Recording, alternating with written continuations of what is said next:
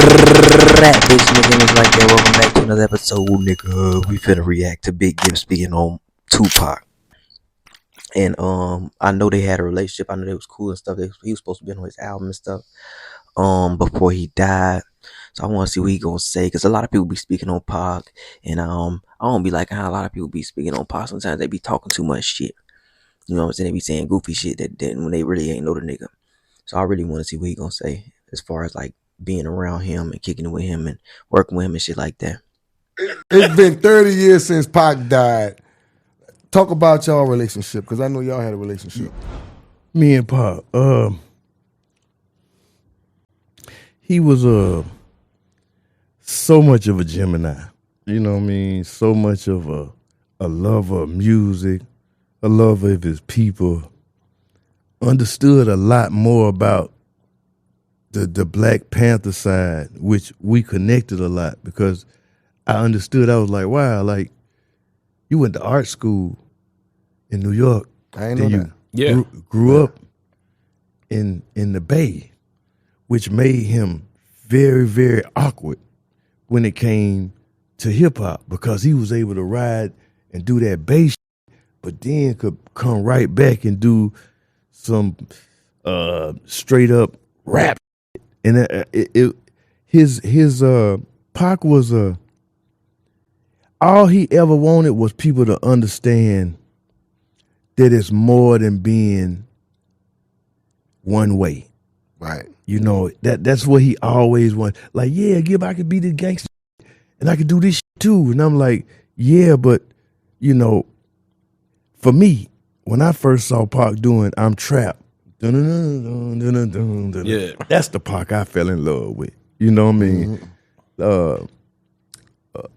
The gangster Pac, he was very much on that too. Like he'd be like, give it. Like when he first called me into the studio and was just like, listen to this record.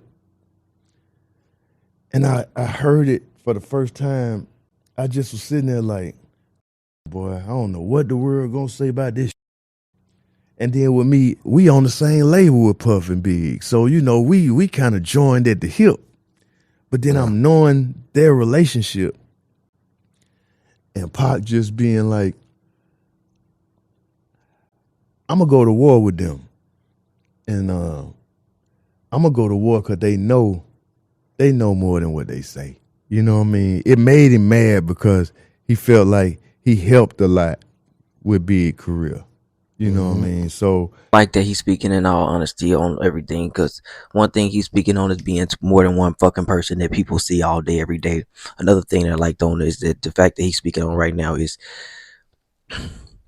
how motherfuckers be trying to play him out like Pac was some type of goofy or whatever, because he would be one way but be another way. Or just the fact of him beefing with Biggie and them.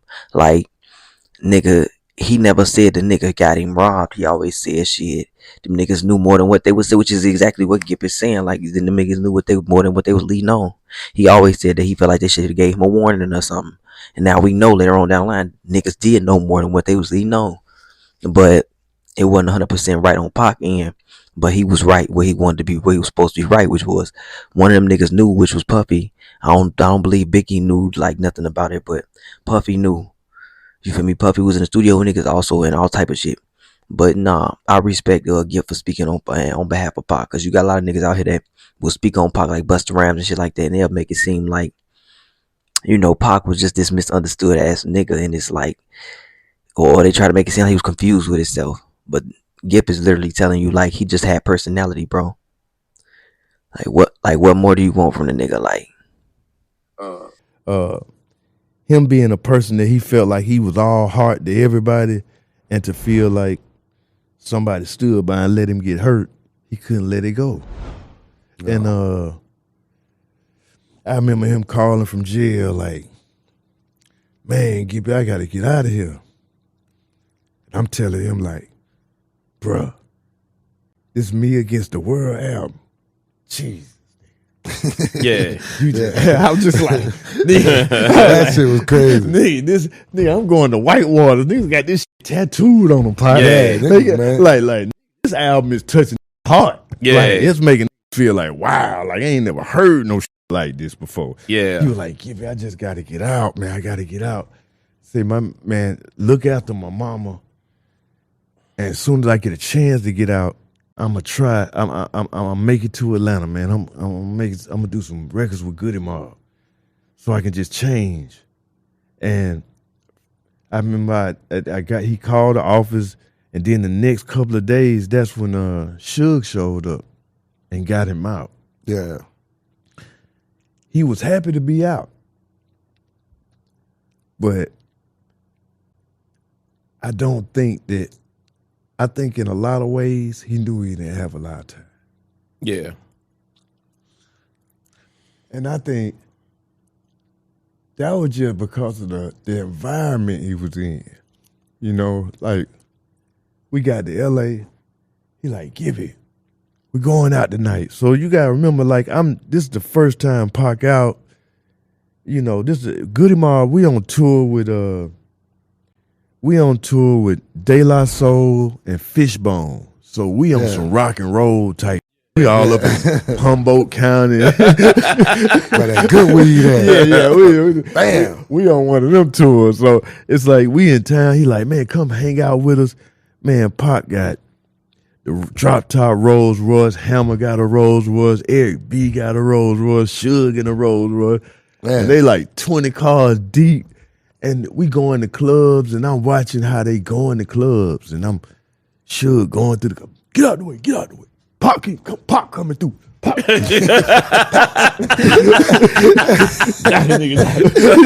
It was so aggressive. And I was just like, it's crazy. But we went to one club, Pac damn near getting in a fight with a dude at the front of the club. Then the next day we go outside. And bro, I'm like, take me back to the hotel. I'm like, I'm gonna get the hell up out of here. And it was crazy, but him as a person, bro, he was everything, bro. Like he was your best friend. He loved music. And I tell people all the time, bro, like, I feel people when they say who the greatest rapper and all that. You know what I mean? But I'm talking about that boy there.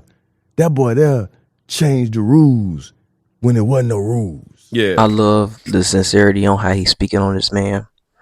I love the honesty on how he's speaking on this man. I love the reflection that he giving to him. And it ain't on no like D-riding type shit. It's really on some genuine, I fucked with this dude.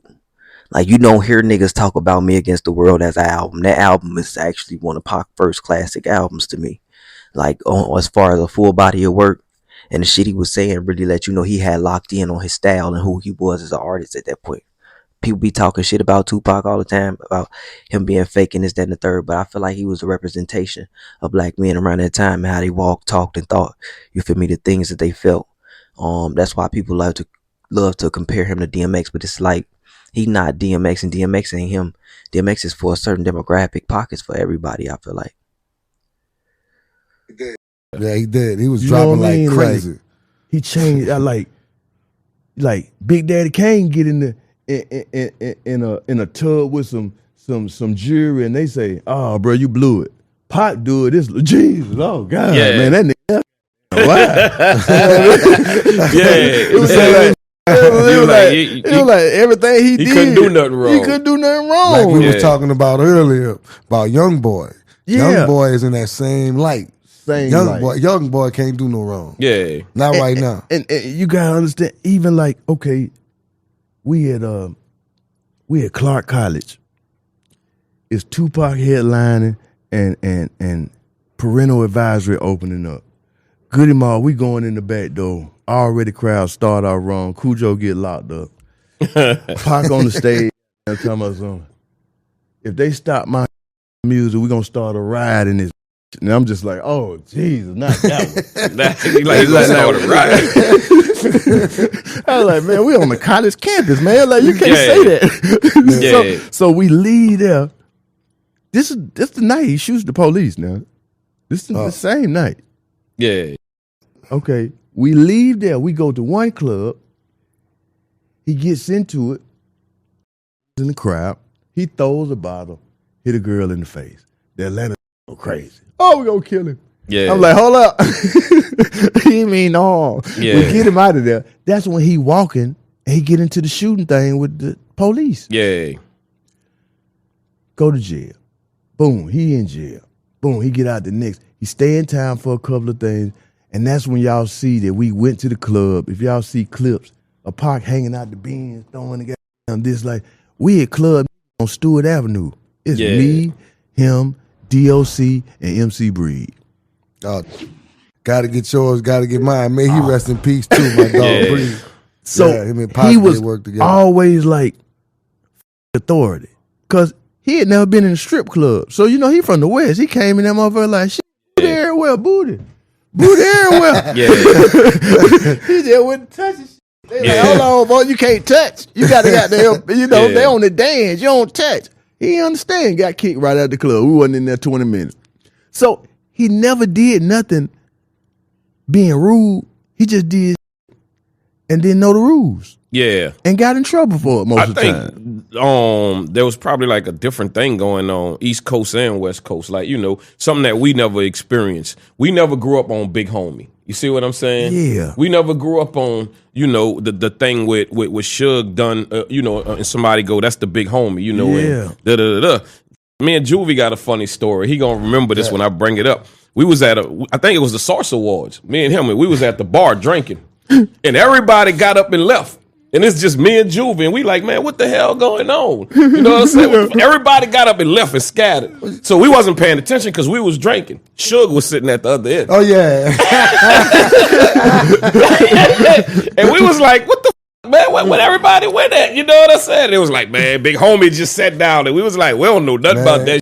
We gonna finish drinking. You know what I'm saying? I done seen Suge scatter out clubs. Yeah. All the time, man. And he used to laugh at me because I'd be the first one to run up on him. Yeah, that's what I'm saying. I'd be like, ain't nobody scared of you. And the dude came and spoke to us. Like, he came and spoke to me and Juvie. He said, hey, bro, I'm with y'all. But we was like, the whole bar got up and left. We was just like, man, what just happened?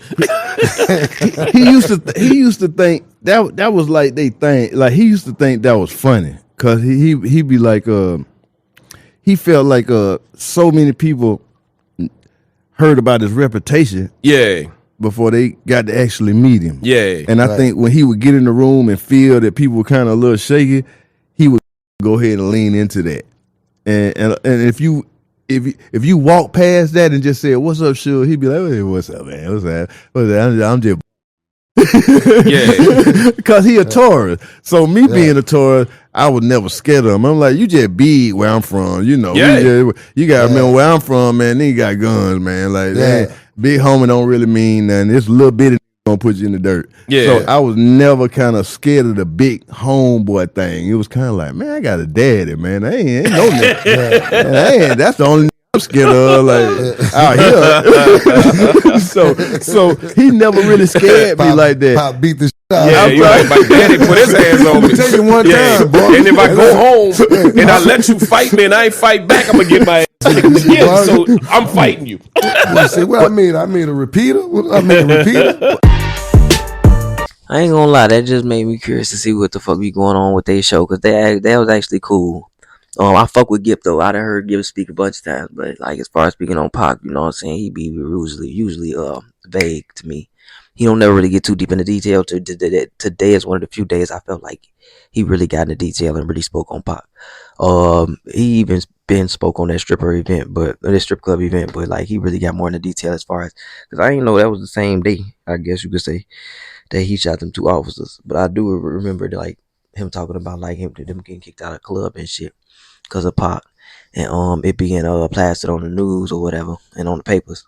But y'all let me know what the fuck y'all think. Personally, I think this was one of the best reflections of Pac outside of the niggas that be like always speaking on him, because Snoop Dogg really don't know what the fuck he be talking about.